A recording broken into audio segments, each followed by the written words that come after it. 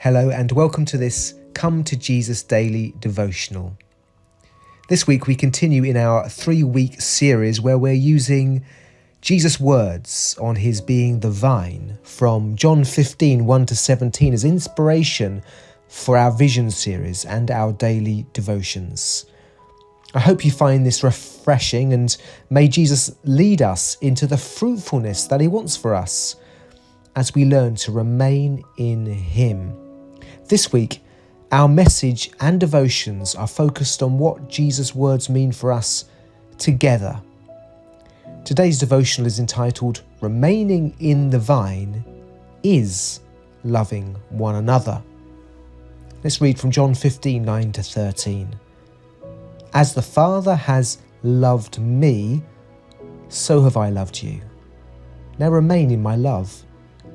If you keep my commands, you will remain in my love, just as I have kept my Father's command and remain in his love. I have told you this so that my joy may be in you and that your joy may be complete. My command is this: love each other as I have loved you. Greater love has no one than this, to lay down his life for his friends. Today's lesson. Loving others is, in great part, what it means to remain in the vine.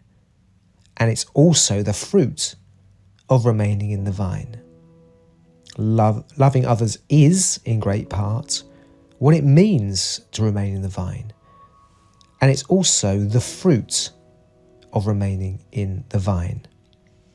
Let me begin by reminding you of our vision at Community Church Putney and summarises the kind of church that we aspire to be.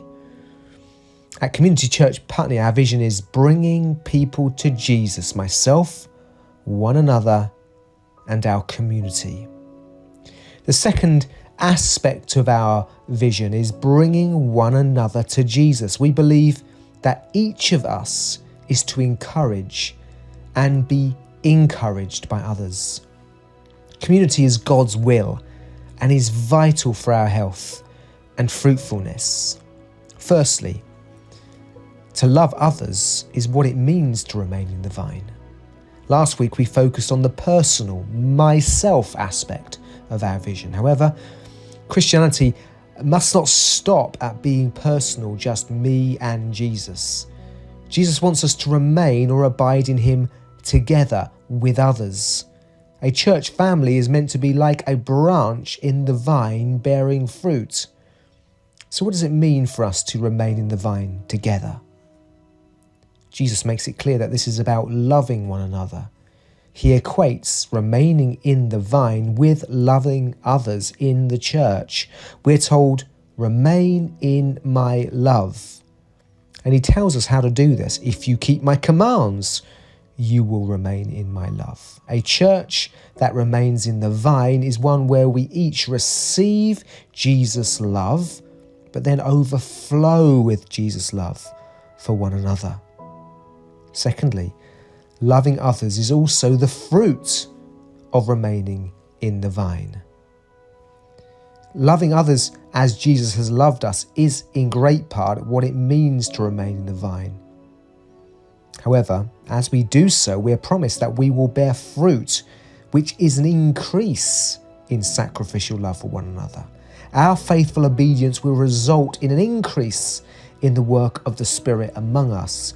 I hope we can see that whenever we choose to serve over selfishness, to be in fellowship rather than isolation, to be generous instead of fearful, to practice hospitality over shallow connections, we are remaining in the vine and will experience the love of God, be filled with his Spirit, and see an increase in the fruit of love for others. So in response, loving others is in great part what it means to remain in the vine, and it's also the fruit of remaining in the vine. So how can we lay down our lives for our church family? How can you do that? How can we love as Christ loved us and thus remain in the vine and grow in the fruit of love. How can we do that? Specifically, how can we apply this teaching to our devotion to our community group, our small group? Do we understand that as we choose to love our small group, we will also grow in love for them? God bless you.